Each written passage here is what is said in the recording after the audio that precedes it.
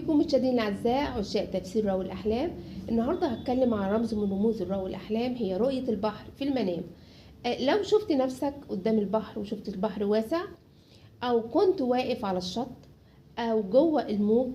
البحر مش مجرد ميه، لا ده رمز روحاني عميق، في اسرار وفي خفايا لازم نفهمها.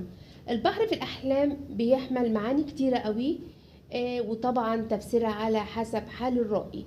ممكن يحمل رزق، او ممكن تحمل مشاعر، او ممكن سحر. ايوه ممكن يكون سحر. احيانا البحر بيكشف لك اللي مستخبي في اعماقك وانت مش واخد بالك.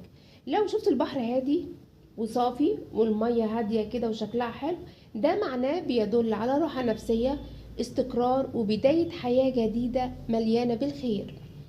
طب لو شفت نفسك كنت بتغسل في البحر او بتعوم في البحر، ده بيدل على ايه؟ بيدل على تطهير من الهموم وزوال هموم، او تطهير من طاقة سلبية.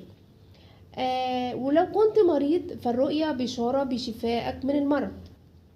طب لو كان البحر، لو شفت البحر بقى كان هايج وكان لونه غامق وعكر، ده بيبقى رسالة انذار. ايوه احذر، دي رؤية تحذيرية. ممكن يكون غضب داخلي، او ممكن تكون مشكلة بتقرب منك بسرعة، فلازم تحذر وتطلع صدقة بنية دفع ضرر الرؤية.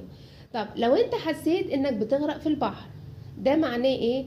ده معناه انك انت غرقان في الهموم، او اللي مسيطر عليك طاقة السحر لو انت عندك سحر او حسد، او كنت غرقان في الدنيا وملذاتها وبعيد عن ربنا.